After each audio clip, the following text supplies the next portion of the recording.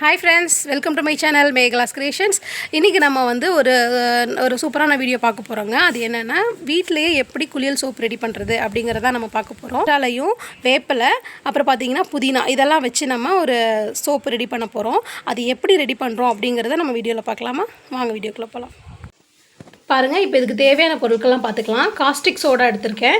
இது பார்த்திங்கன்னா குப்பைமேனி இலையை எடுத்து நல்லா கழுவி இந்த மாதிரி எடுத்து உருவி வச்சுருக்கேன். அப்புறம் இந்த கற்றாழை இருக்குது பார்த்திங்களா, கற்றாழையை வந்து அது தோலையும் சைடில் இருக்கிற அந்த முள் பகுதி இருக்குது பார்த்திங்களா, அதெல்லாம் கட் பண்ணிவிட்டு நடுவில் இருக்கிற ஜெல்லை மட்டும் நான் எடுத்திருக்கேன்.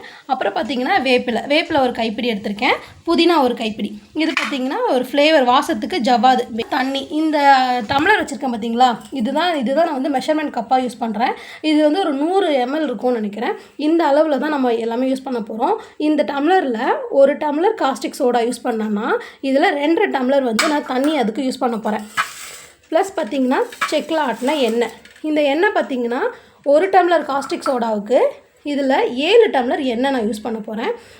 இதெல்லாம் ரெடி பண்ணிவிட்டு, இதை ரெடி பண்ணுறதுக்கு மோல்டு இருந்தால் உங்களுக்கு இந்த மாதிரி மோல்டு கடைகளில் கிடைக்கும், சிலிக்கான் மோல்டு. இந்த மாதிரி சிலிக்கான் மோல்டு யூஸ் பண்ணி நீங்கள் அதில் போட்டு வச்சுக்கலாம். அப்படி இல்லை அப்படின்னா நீங்கள் வீட்டில் இருக்கிற பேப்பர் கப்பு இருக்குது பார்த்திங்களா, அந்த கப்பு கூட நம்ம யூஸ் பண்ணிக்கலாம்.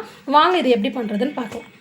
இந்த கற்றாழையும் புதினாவையும் மிக்ஸ் பண்ணி ஒரு ஃப்ளேவரில் ஒரு சோப்பு ரெடி பண்ண போகிறோம். வேப்பிலையும் குப்பைமேனி இலை இருக்குல்ல, இது 2ஐயும் சேர்த்து நம்ம இன்னொரு ஃப்ளேவரில் சோப்பு ரெடி பண்ண போகிறோம். இந்த 2 ஃப்ளேவர் தான் நம்ம இன்றைக்கி பண்ண போகிறோம். இந்த கற்றாழையும் புதினாவையும் நம்ம அரைச்சிட்டு வந்திருக்கோம்.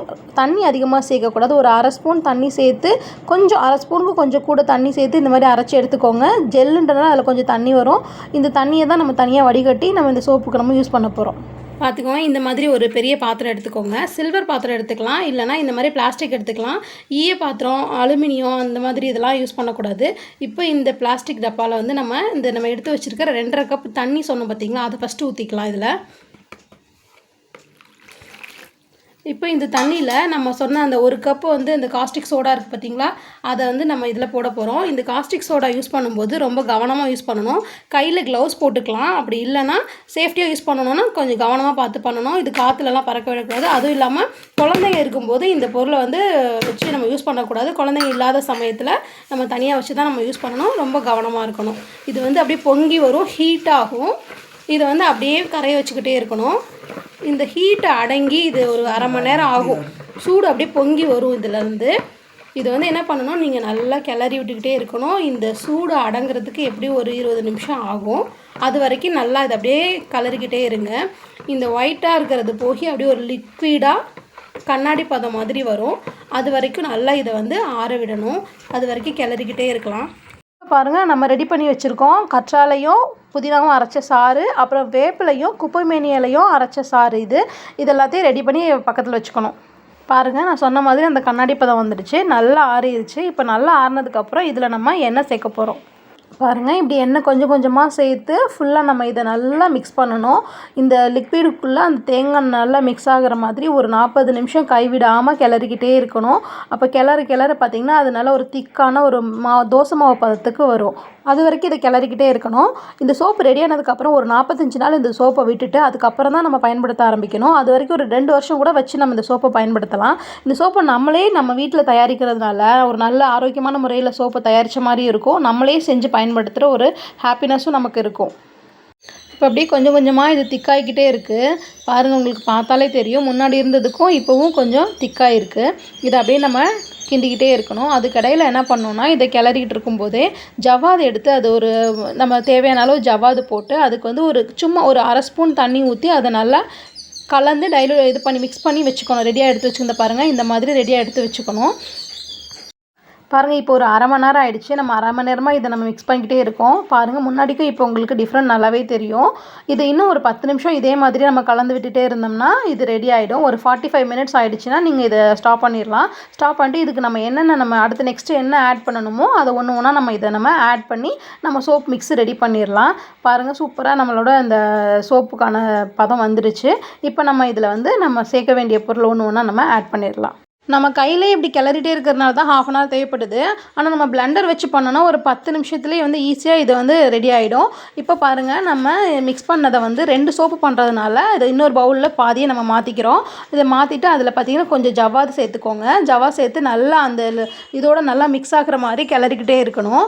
அது நல்லா மிக்ஸ் ஆனதுக்கப்புறம் பார்த்திங்கன்னா நம்ம அரைச்சி வச்சுருக்கோம் பார்த்திங்களா, அந்த கற்றாழையும் புதினாவும் அந்த சாறு பார்த்திங்கன்னா அதையும் கொஞ்சம் கொஞ்சமாக சேர்த்து இதோட நல்லா மிக்ஸ் ஆகிற வரைக்கும் நம்ம நல்லா கிளறிக்கிட்டே இருக்கணும். கொஞ்சம் கொஞ்சமாக சேருங்க. அப்போ தான் நல்லா மிக்ஸ் ஆகும் அது கூட சேர்ந்து. பாருங்கள், இது இப்படி தான் நம்ம ரெடி பண்ணோம். ரெடி பண்ணிட்டோம். இது நல்லா கலந்ததுக்கப்புறம் நம்மளுக்கான சோப் மிக்ஸ் ரெடி ஆகிடும். பாருங்கள், சூப்பராக ரெடி ஆகிடுச்சு. இப்போ நம்ம சிலிக்கான் மோல்டு எடுத்து அதில் எண்ணெய் தடவி வைக்கணுங்க. சிலிக்கான் மோல்டு எடுத்து அதில் எண்ணெயை தடவிட்டு நம்ம ரெடி பண்ணி வச்சுருக்க இந்த மிக்ஸை அதில் சேர்க்க போகிறோம்.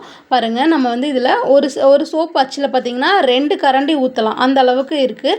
ரொம்ப அதிகமாக ஊற்றிட்டிங்கன்னா உங்களால் அதை எடுக்கிறதுக்கு கஷ்டமாக இருக்கும். அதனால் 2 கரண்டி ஊற்றுங்க போதும். இந்த மாதிரி நம்ம எல்லா இதுலேயும் நம்ம ஃபில் பண்ணி வச்சிடலாங்க. ஃபில் பண்ணிவிட்டு இப்போ நம்ம நெக்ஸ்ட் அடுத்த சோப்பு செய்ய போகிறோம். அதில் பார்த்திங்கன்னா வேப்பிலையும் அந்த குப்பைமேனியும் சேர்த்து அரைச்ச லிக்விடை சேர்த்து அதையும் நல்லா மிக்ஸ் பண்ணிக்கோங்க. நல்லா கலந்ததுக்கப்புறம் இதில் வந்து நம்ம ஜவ்வாது இருக்குது பார்த்திங்களா, ஜவ்வாது சேர்க்க போகிறோம். மீதி வச்சுருந்தோம்ல அந்த ஜவ்வாதையும் சேர்த்து நல்லா மிக்ஸ் பண்ணிவிட்டு இதையும் அந்த இன்னொரு மோல்டு வச்சுருக்கேன், அந்த மோல்டில் இதை நான் மாற்றுறேன். இந்த பாருங்கள், இதுக்குமே பார்த்திங்கன்னா 2 கரண்டி அளவு தேவைப்படுது. இதையும் நல்லா போட்டுட்டு அவ்வளோதாங்க, செட் பண்ணி விட்டுருங்க.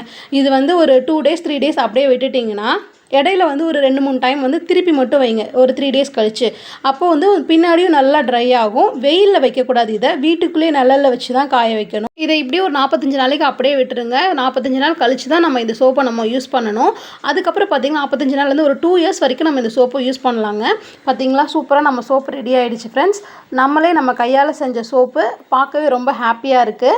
அதுவும் இல்லாமல் நம்ம ஹெல்த்தியாக நம்ம வீட்டில் இருக்க இயற்கையாக கிடைக்கிற பொருளை வச்சு நம்ம பண்ணியிருக்கோம். அதனால் இந்த சோப்பு நல்லா யூஸ் பண்ணலாம். நீங்களும் இது மாதிரி செஞ்சு பாருங்கள். உங்களுக்கு இந்த வீடியோ பிடிச்சிருக்கும்னு நினைக்கிறேன். இந்த வீடியோ பிடிச்சிருந்துச்சுன்னா நம்ம சேனலை லைக் பண்ணுங்கள், ஷேர் பண்ணுங்கள். தேங்க்யூ ஃபார் வாட்சிங்.